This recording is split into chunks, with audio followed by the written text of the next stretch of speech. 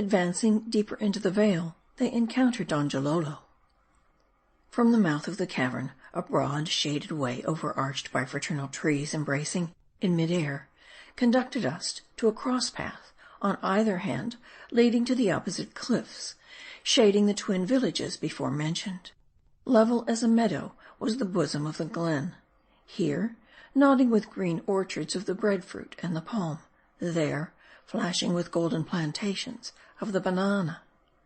Emerging from these, we came out upon a grassy mead, skirting a projection of the mountain, and soon we crossed a bridge of boughs, spanning a trench, thickly planted with roots of the tara, like alligators or Hollanders, reveling in the soft alluvial.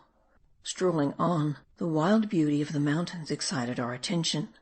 The topmost crags poured over with vines, which, undulating in the air, seemed leafy cascades, their sources the upland groves. Midway up the precipice, along a shelf of rock, sprouted the multitudinous roots of an apparently trunkless tree.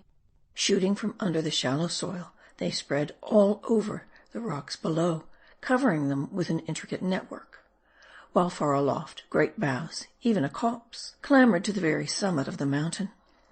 Then bending over, struck anew into the soil, forming, along the verge, an intermediate colonnade, all manner of antique architecture standing against the sky. According to Mohi, this tree was truly wonderful, its seed having been dropped from the moon, where were plenty more similar forests, causing the dark spots on its surface. Here and there, the cool fluid in the veins of the mountains gushed forth in living springs, their waters received in green mossy tanks, half buried in grasses. In one place, a considerable stream, bounding far out from a wooded height, ere reaching the ground, was dispersed in a wide misty shower, falling so far from the base of the cliff, that walking close underneath, you felt little moisture. Passing this fall of vapors, we spied many islanders taking a bath. But what is yonder swaying of the foliage? And what now issues forth, like a habitation astir?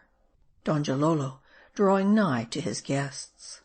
He came in a fair sedan, a bower resting upon 3 long, parallel poles, borne by 30 men gaily attired, 5 at each pole end, decked with dyed tapas, and looped with garlands of newly plucked flowers, from which, at every step, the fragrant petals were blown. With a sumptuous elastic motion, the gay sedan came on, leaving behind it a long rosy wake of fluttering leaves and odors. Drawing near, it revealed a slender, enervate youth, of pallid beauty, reclining upon a crimson mat, near the festooned arch of the bower. His anointed hand was resting against the bosom of a girl. Another stirred the air with a fan of pintado plumes. The pupils of his eyes were as floating isles in the sea. In a long, soft tone, he murmured, "Medea." The bearers paused, and Medea, advancing, the island kings bowed their foreheads together. Through tubes ignited at the end, Donjalolo's reclining attendants now blew an aromatic incense around him.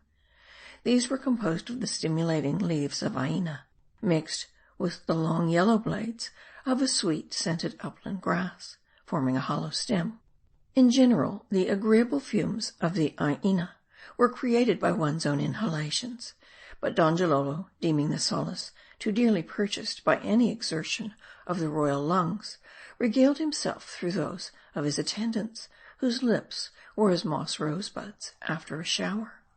In silence, the young prince now eyed us attentively, meanwhile gently waving his hand to obtain a better view through the wreaths of vapor.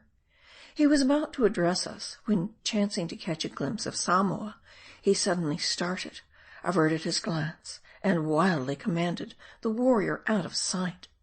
Upon this, his attendants would have soothed him, and Medea desired the Upoluan to withdraw. While we were yet lost in wonder at this scene, Donjalolo, with eyes closed, fell back into the arms of his damsels. Recovering, he fetched a deep sigh, and gazed vacantly around.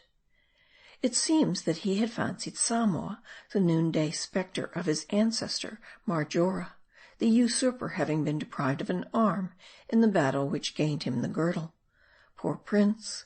this was one of those crazy conceits so puzzling to his subjects.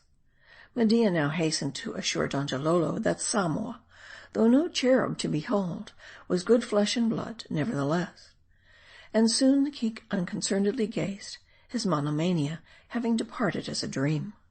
But still suffering from the effects of an overnight feast, he presently murmured forth a desire to be left to his women, adding that his people would not fail to provide for entertainment of his guests.